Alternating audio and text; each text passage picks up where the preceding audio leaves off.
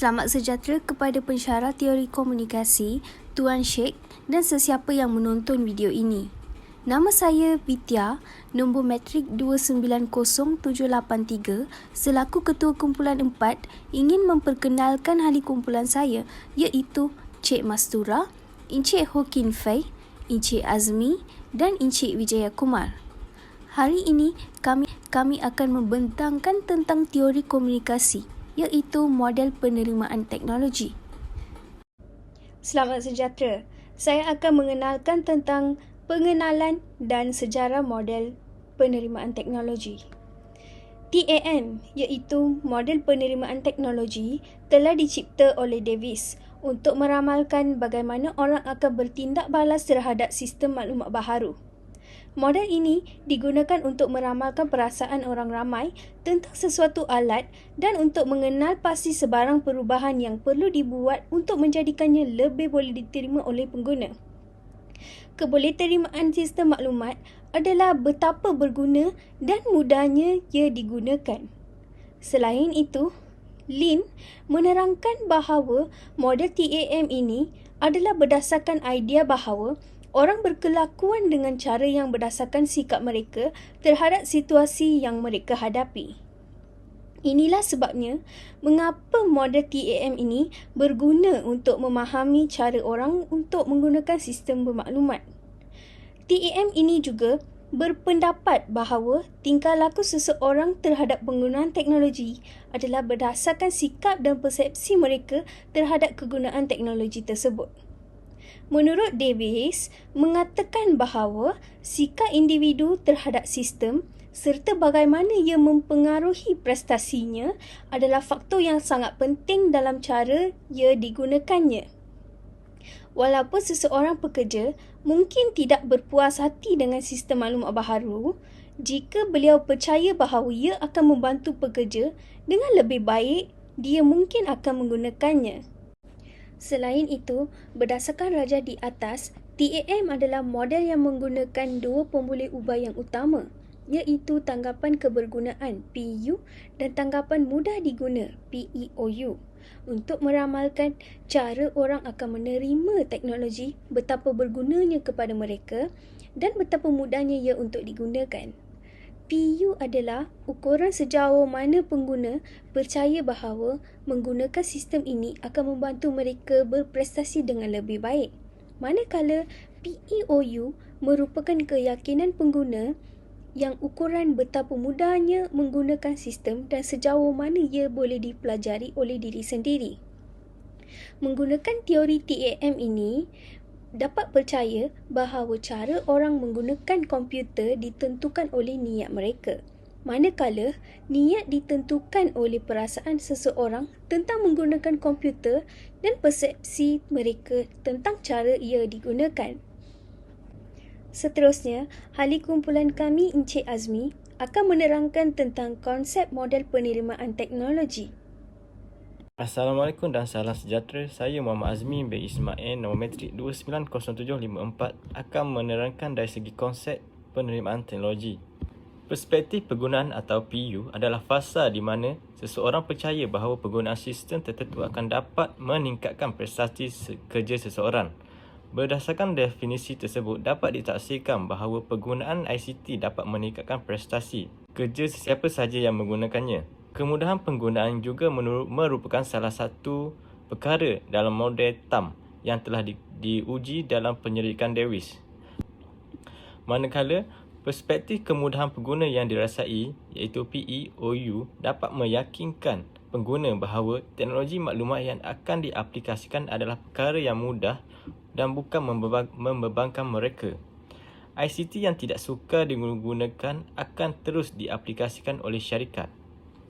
Davis dalam bukunya turut menyatakan bahawa PEOU merupakan satu tahap di mana seseorang itu percaya bahawa penggunaan sistem tertentu boleh mengurangkan usaha seseorang dalam melakukan sesuatu. Kekerapan sistem digunakan dan sejauh mana ia berinteraksi dengan pengguna boleh menunjukkan betapa mudahnya sistem itu dijalankan.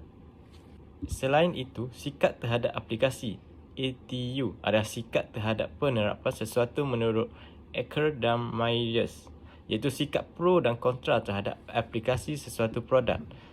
Sikap pro dan kontra terhadap produk ini boleh digunakan untuk meramalkan tingkah laku atau niat seseorang untuk menggunakan produk atau menggunakannya. Sikap terhadap penerapan teknologi diartikan sebagai penilaian daripada pengguna tentang rasa ingin tahu dalam menggunakan teknologi. Niat tingkah laku atau menggunakan pula digunakan bagi kecenderungan tingkah laku untuk terus menggunakan sesuatu teknologi. Tahap penggunaan komputer pada seseorang boleh diramal dengan sikap dan perhatian mereka terhadap teknologi.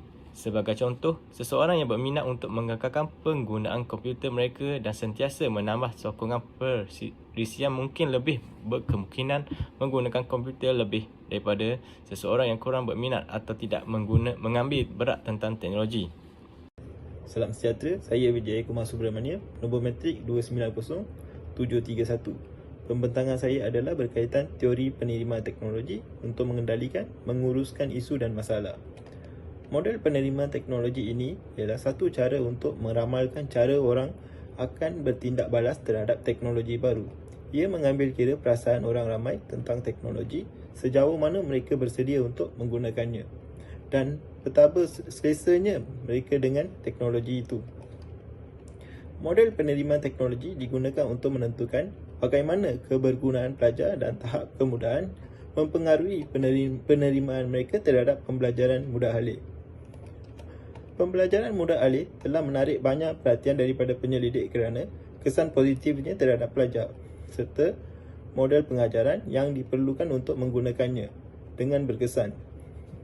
Beberapa kaedah yang telah ditemui termasuk kesannya terhadap pembelajaran pelajar serta faedahnya terhadap produktiviti guru.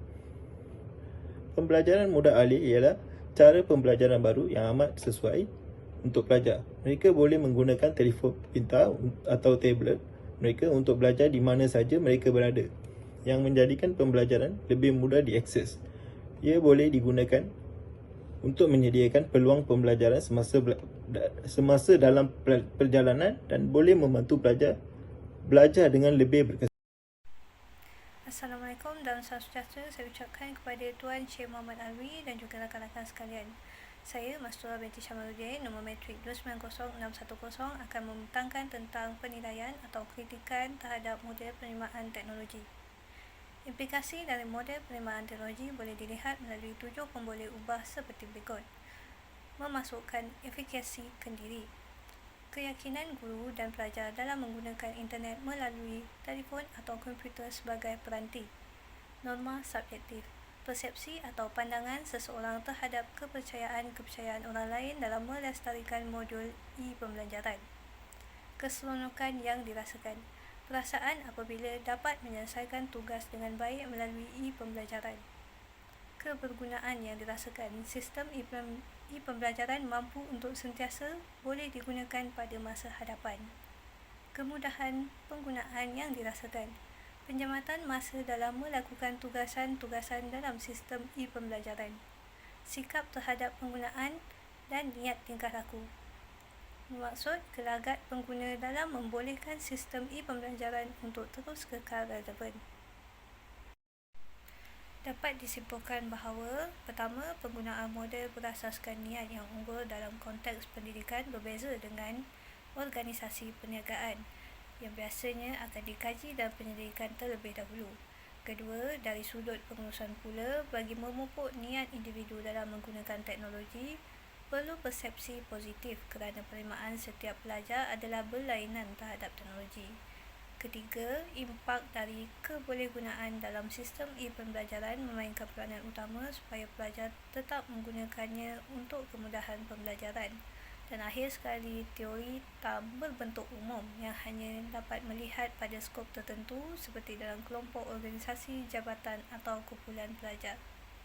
Sekian, terima kasih. Saya Hokin Fei, nombor matriks 290595. Hari ini saya akan membentangkan tentang andaian dan idea teori. Teori e-learning dibina berdasar prinsip saintifik yang menunjukkan cara menggunakan dan mereka bentuk teknologi pendidikan boleh membantu pelajar belajar dengan lebih berkesan.